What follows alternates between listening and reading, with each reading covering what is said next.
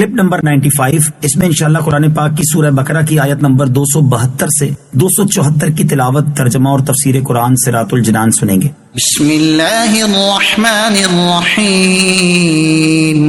ترجمہ: اللہ کے نام سے شروع جو نہایت مہربان رحمت والا ہے۔ لیس علیک ہداہم ولکن اللہ یہدی من یشاء وما تنفقوا من خیر فلأنفسکم وما تنفقون الا ابتغاء وجہ اللہ وما تنفقوا من خیر یوفى الیکم وانتم لا تظلمون۔ ترجمہ: لوگوں کو ہدایت دے دینا تم پر لازم نہیں، ہاں اللہ جسے چاہتا ہے ہدایت دے دیتا ہے، اور تم جو اچھی چیز خرچ کرو تو وہ تمہارے لیے ہی فائدہ مند ہے، اور تم اللہ کی خوشنودی چاہنے کے لیے ہی خرچ کرو، اور جو مال تم خرچ کرو گے وہ تمہیں پورا پورا دیا جائے گا، اور تم پر کوئی زیادتی نہیں کی جائے گی۔ لیس علیک ہداہم، لوگوں کو ہدایت دے دینا تم پر لازم نہیں۔ حضور پرنور صلی اللہ تعالی علیہ وسلم بشیر و نذیر اور داعی یعنی دعوت دینے والے بنا کر بھیجے گئے ہیں۔ آپ کا فرض دعوت دینے سے پورا ہو جاتا ہے، اور اس سے زیادہ جد و جہد آپ پر لازم نہیں۔ یہ مضمون قرآن پاک میں بکثرت بیان کیا گیا ہے۔ وما تنفقوا من خیر، اور تم جو اچھی چیز خرچ کرو۔ ارشاد فرمایا گیا کہ تم جو خرچ کرتے ہو اس کا فائدہ تمہیں ہی ہوگا، کہ دنیا میں مال میں برکت اور آخرت میں ثواب کا ذخیرہ ہوگا، لہذا جب اس میں تمہارا ہی فائدہ ہے تو جس پر خرچ کرتے ہو اس پر احسان نہ جتاؤ، بلکہ صرف اللہ تعالیٰ کی رضا و خوشنودی کے لیے خرچ کرو، اور ایک ذرہ برابر دنیاوی نفع حاصل کرنے کی تمنا نہ کرو۔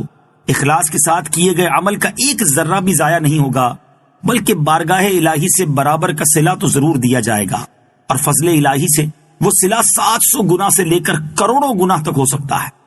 للفقراء الذين احصروا في سبيل الله لا يستطيعون ضربا في الارض يحسبهم الجاهل اغنياء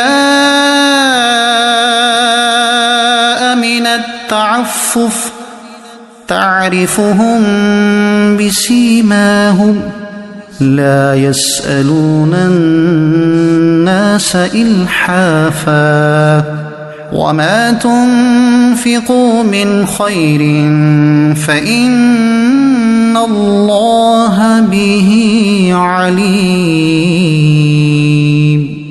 ترجمہ: ان فقیروں کے لیے جو اللہ کے راستے میں روک دیے گئے، وہ زمین میں چل پھر نہیں سکتے، نہ واقف انہیں سوال کرنے سے بچنے کی وجہ سے مالدار سمجھتے ہیں، تم انہیں ان کی علامت سے پہچان لوگے، وہ لوگوں سے لپٹ کر سوال نہیں کرتے، اور تم جو خیرات کرو اللہ اسے جانتا ہے۔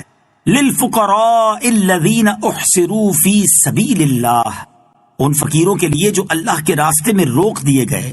گزشتہ آیات میں صدقہ دینے کی ترغیب دی گئی، یہاں بتایا گیا کہ ان کا بہترین مصرف وہ فقراء ہیں جنہوں نے اپنی جانوں کو جہاد اور طاعت الہی کے لیے روک رکھا ہے۔ یہ آیت اہل صفہ کے حق میں نازل ہوئی۔ ان حضرات کی تعداد 400 کے قریب تھی۔ یہ ہجرت کر کے مدینہ طیبہ حاضر ہوئے تھے۔ یہاں نہ ان کا مکان تھا اور نہ کنبہ قبیلہ، اور نہ ان حضرات نے شادی کی تھی۔ ان کے تمام اوقات عبادت میں صرف ہوتے تھے۔ رات میں قرآن کریم سیکھنا، دن میں جہاد کے کام میں رہنا ان کا شب و روز کا معمول تھا۔ صدقات کے بہترین مصرف۔ انہی حضرات کی صف میں وہ مشائخ و علماء، طلباء اور مبلغین اور خادم دین داخل ہیں جو دینی کاموں میں مشغولیت کی وجہ سے کمانے کی فرصت نہیں پاتے۔ یہ لوگ اپنی عزت و وقار اور مروت کی وجہ سے لوگوں سے سوال بھی نہیں کر پاتے، اور اپنے فقر کو چھپانے کی بھی کوشش کرتے ہیں، جس کی وجہ سے لوگ سمجھتے ہیں کہ ان کا گزارا بہت اچھا ہو رہا ہے، لیکن حقیقت حال اس کے برعکس ہوتی ہے۔ اگر کچھ غور سے دیکھا جائے تو ان لوگوں کی زندگی کا مشقت سے بھرپور ہونا بہت سی علامات و قرائن سے معلوم ہو جائے گا۔ ان کے مزاج میں تواضع اور انکساری ہوگی، چہرے پر ضعف کے آثار ہوں گے، اور بھوک سے رنگ زرد ہوں گے۔ درس: ہمارے ہاں دین کے اس طرح کے خادموں کی کمی نہیں، اور ان کی غربت و محتاجی کے باوجود انہیں مالدار سمجھنے والے ناواقفوں اور جاہلوں کی بھی کمی نہیں۔ شاید ہمارے زمانے کا سب سے مظلوم طبقہ یہی ہوتا ہے۔ اس چیز کا اندازہ اس سے لگایا جا سکتا ہے کہ لوگ اپنے بچوں کو عالم اس لیے نہیں بناتے کہ یہ کھائیں گے کہاں سے۔ جب اس بات کا علم ہے تو یہ بھی سوچنا چاہیے کہ جو علماء و خادم دین موجود ہیں وہ کیسے گزارا کر رہے ہوں گے۔ اصحاب صفہ کی حالت پر مذکورہ آیت مبارکہ کا نزول صرف کوئی تاریخی واقعہ بیان کرنے کے لیے نہیں ہے، بلکہ ہمیں سمجھانے، نصیحت کرنے اور ترغیب دینے کے لیے ہے۔ علماء اور مبلغین کے گھروں کی پریشانیاں ختم کر دیں، پھر دیکھیں کہ دین کا کام کیسی تیزی سے ہوتا ہے۔ سمجھنے کے لیے اعلیٰ حضرت رحمت اللہ تعالی کے ان 10 نکات کو پڑھ لیں جن میں بار بار علماء کی معاشی حالت سدھارنے کا تذکرہ کرنے کے بعد فرمایا، مولانا روپیہ ہونے کی صورت میں اپنی قوت پھیلانے کے علاوہ گمراہوں کی طاقتیں توڑنا بھی انشاءاللہ العزیز آسان ہوگا۔ میں دیکھ رہا ہوں کہ گمراہوں کے بہت سے افراد صرف تنخواہوں کے لالچ سے زہر اگلتے پھرتے ہیں۔ ان میں جسے 10 کی جگہ 12 دیجئے، اب آپ کسی کہے گا، یا کم از کم بلقمہ دوختہ باتوں ہوگا۔ دیکھیے حدیث کا ارشاد کیسا صادق ہے کہ آخر زمانے میں دین کا کام بھی درہم و دینار سے چلے گا، اور کیوں نہ صادق ہو کہ صادق و مصدوق صلی اللہ تعالی علیہ وسلم کا کلام ہے، عالم ما کان وما یکون صلی اللہ تعالی علیہ وآلہ وسلم کی خبر ہے۔ الذين ينفقون أموالهم بالليل والنهار سرا وعلانية فلهم أجرهم عند ربهم ولا خوف عليهم ولا هم يحزنون۔ ترجمہ: وہ لوگ جو رات میں اور دن میں پوشیدہ اور اعلانیہ اپنے مال خیرات کرتے ہیں، ان کے لیے ان کا اجر ان کے رب کے پاس ہے، ان پر نہ کوئی خوف ہوگا اور نہ وہ غمگین ہوں گے۔ الذین ينفقون اموالہم، وہ لوگ جو اپنے مال خیرات کرتے ہیں۔ یہاں ان لوگوں کا بیان ہے جو راہ خدا میں خرچ کرنے کا نہایت شوق رکھتے ہیں اور ہر حال میں یعنی دن رات خفیہ اعلانیہ خرچ کرتے رہتے ہیں۔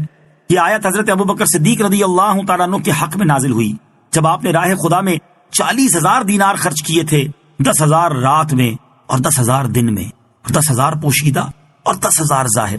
ایک قول یہ ہے کہ یہ آیت حضرت علی المرتضیٰ کرم اللہ تعالی وجہ الکریم کے حق میں نازل ہوئی جب آپ کے پاس فقط 4 درہم تھے اور کچھ نہ تھا، اور آپ نے ان چاروں کو خیرات کر دیا، ایک رات میں، ایک دن میں، ایک کو پوشیدہ اور ایک کو ظاہر۔ آیت کریمہ میں رات کے خرچ کو دن کے خرچ سے اور خفیہ خرچ کو اعلانیہ خرچ سے پہلے بیان فرمایا۔ اس میں اشارہ ہے کہ چھپا کر دینا ظاہر کر کے دینے سے افضل ہے۔ ان سب خرچ کرنے والوں کے لیے بارگاہ الہی سے اجر و ثواب اور قیامت کے دن غم و خوف سے نجات کی بشارت ہے۔